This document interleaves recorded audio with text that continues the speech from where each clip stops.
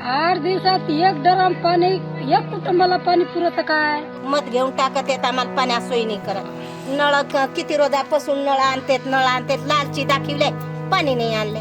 एवढं मोठं आमच्या तालुक्याला धरण आहे तरी पण आम्हाला त्याचा लाभ भेटत नाही. मत घेते आणि आमची सोय पाण्याची सोय नाही करत. बाकीचं काही मागणी नाही आमची सरकारकडून. आम्ही काही पैसे मागत नाही, काही नाही. फक्त आमची पाणीच अडचण आहे. आमचे ढोरं गिरे सगळे आम्ही लोकांच्या विहिरीतून पाणी आणले. लोक शाद येतात. एक घरात 10 15 लोक हे बारीक.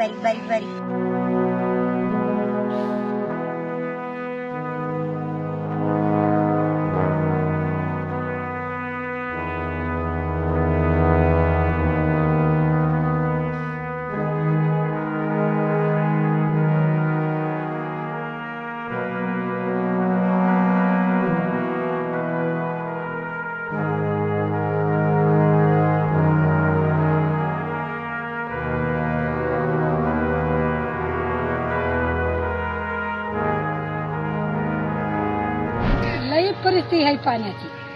8 दिवसात एक ड्रम पाणी एक कुटुंबाला पाणी पुरत काय? एक ड्रम 8 दिवसात एक ड्रम पाणी भेटत. मग ते काय पियाचे का आंघोळ करायचे का धुणं धुवायचे का लेकराला संडासाला पाणी नाही भेटत. मग आता काय करायचे ते करा तुम्ही. आम्हाला काय नाही राहणार नाही. आम्हाला रोज एक ड्रम पाणी पाहिजे. पण आमदार मत घेते आणि आमची सोय पाण्याची सोय नाही करत. मग ते मत कोणाला द्यायचे? पाण्याचीच परिस्थिती आहे, दुसरं काय नाही आमचं रळणं. आता म्हाताऱ्या माणसाला रोग नाही होत, काय नाही होत. पाणी कुठून विकत प्यायचं? दुसरं काय नाही आमचं रळणं पाण्यासाठी. 8-10 दिवसात एक ड्राम येतो. मग ते पाणी पुरत नाही आम्हाला. एक घरात 10 15 लोक हे बारीक चिल्या. नळ किती रोजापासून नळ आणतात लालची दाखवले पाणी नाही आणले. तसेच खाली पैप पडले. पैपासाठी बी पैसे मागत आहेत 2-2 3-3 हजार. आता मोलमजुरी करणार ऊसतोडाय जातात पोरं. 5-5 6-6 8-8 महिने नाही येत. तिकडंच भागत मग पाण्यावर. आणि इकडे आल्यात पाणी नाही भेटू पाहिजे. पाण्यासाठी राहणार आमचं, दुसरं काय नाही.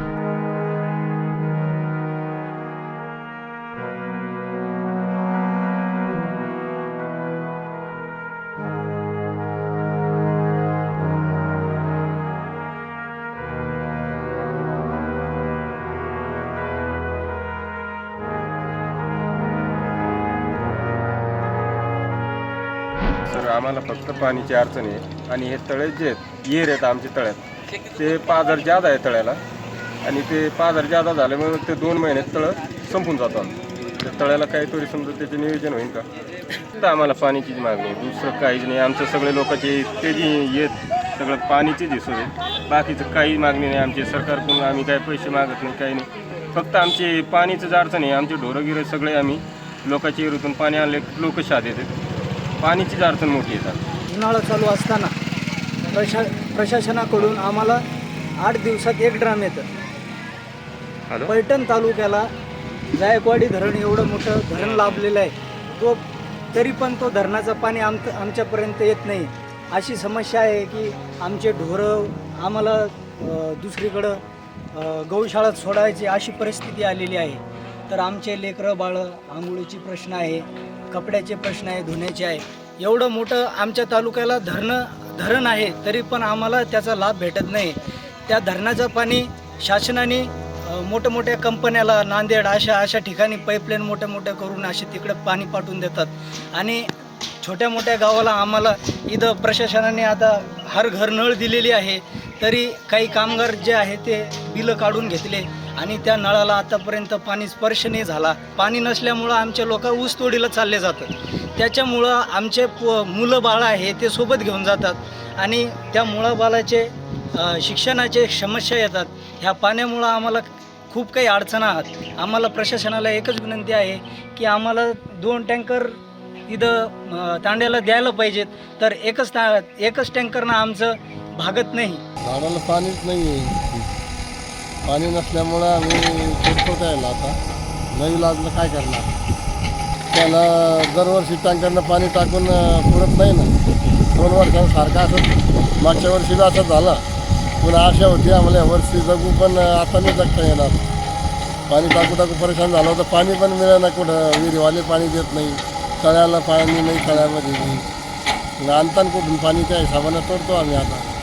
पण तोडूनही वाटतो माणसाला, इतके जीव लावले झाडं, पण आता नविलाजला काय करणार, तोडणंच आहे. दुसरं माल बुडेन आता. बरसातचं तोंडी आला, कपाशी वाया जाईन नाही तोडले तर. किती पीक जाईन, ते पीक जाईन, दोन्ही पीक जाईन. ते आमचे 400 झाडं होते. दुष्काळी परिस्थितीमुळं तोडणंच आहे आता, न तोडून विलाज नाही त्याला.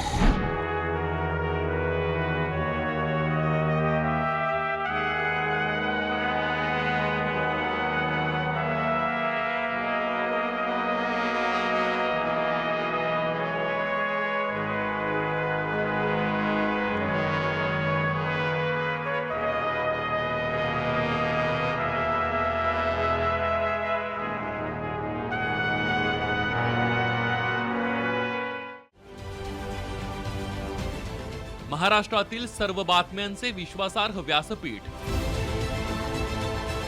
सकाळच्या सर्व सोशल मीडिया प्लॅटफॉर्मला लाईक, फॉलो आणि सबस्क्राईब करा.